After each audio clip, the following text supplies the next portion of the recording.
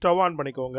ஒரு பேன் வச்சுட்டு பேன் நல்லா காஞ்சதும் அதில் ஒரு டேபிள் ஸ்பூன் அளவுக்கு நம்ம ஆயில் சேர்த்துட்டு இதில் 3 பச்சை மிளகா, இஞ்சி ஒரு 4-5 சின்ன சின்ன பீஸா சாப் பண்ணி சேர்த்துக்கோங்க. சேர்த்துட்டு நல்லா ஒரு வதக்கி விட்டுருங்க. இப்போது சின்ன வெங்காயம் ஒரு 5லேருந்து ஒரு 8 பீஸ் எவ்வளோ இருக்கோ அவ்வளோ ஆட் பண்ணிக்கோங்க. பெரிய வெங்காயம் ஒரு பெரிய வெங்காயத்தை கட் பண்ணி அதையும் சேர்த்துக்கலாம். எல்லாத்தையும் ஒரு நல்லா மிக்ஸ் கொடுத்துட்டு நல்லா வதங்கட்டுன்னு வெயிட் பண்ணலாம். ஓரளவுக்கு நல்லா கண்ணாடி பதத்துக்கு வதங்கினோடனே தக்காளி நம்ம ஒரு 2 தக்காளி நல்லா சாப் பண்ணி சேர்த்துருக்கோம். இதையும் போட்டு நல்லா வதங்கட்டுன்னு வெயிட் பண்ணலாம். ஒரு 2 கைப்பிடி அளவுக்கு இருக்கக்கூடிய புதினா தழைகளை சேர்த்துக்கலாங்க. சேர்த்துட்டு நல்லா வதங்க விடலாம். புதினா தழை எல்லாமே நல்லா வதங்கினதுக்கப்புறம் இந்த மாதிரி ஆகிடும். இப்போ ஸ்டவ் ஆஃப் பண்ணிவிட்டு ஆற விட்டுடலாம். நல்லா ஆறி வரட்டும். இப்போ ஒரு மிக்சர் ஜார் எடுத்துக்கலாம்.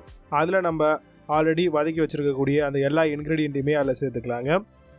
சேர்த்துட்டு நம்ம தேவையான அளவுக்கு கொஞ்சமாக உப்பு சேர்த்துக்கலாம்.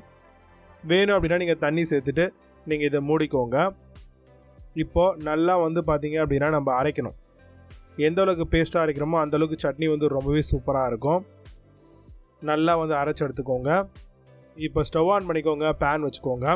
பேன் நல்லா காஞ்சி வரும்பொழுது ஒரு 2 டேபிள் ஸ்பூன் அளவுக்கு எண்ணெய் சேர்த்துட்டு எண்ணெய் நல்லா காஞ்சி வரும்பொழுது கடுகு ஒரு 1/2 ஸ்பூன் அளவுக்கு சேர்த்துக்கலாம்.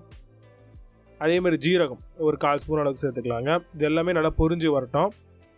நல்லா பொரிஞ்சு வரக்கூடிய அந்த நேரத்தில் நம்ம கருவேப்பிலை ஒரு கொத்து முட்டை உருவி சேர்த்துக்கலாம். சேர்த்துட்டு நல்லா ஒரு வதக்கிடலாம். இப்போ அரைச்சி வச்சுருக்கக்கூடிய சட்னி எல்லாத்தையுமே அதில் சேர்த்துக்கோங்க. உங்களுக்கு சட்னியோடைய கலர் இந்த மாதிரி தான் இருக்கும். ஆனால் டேஸ்ட் வைஸில் ரொம்பவே சூப்பராக இருக்கும். இப்போ எல்லாத்தையும் ஊற்றிட்டு கொஞ்சமாக தண்ணி வேணுன்னா கூட நீங்கள் ஆட் பண்ணிக்கோங்க. ஆட் பண்ணி அதுலேயே நல்லா ஒரு கலரி விட்டுருங்க. கலரிட்டு கூட நீங்கள் தண்ணி ஊற்றிக்கலாம். இல்லை கெட்டியாக வேணுனாலும் நீங்கள் கட்டியாகவும் எடுத்துக்கலாம். இப்போ தண்ணி ஊற்றினதுக்கப்புறம் இந்த மாதிரி இருக்கும். தோசை கூட வச்சு இட்லி கூட வச்சு சாப்பிட்லாம்.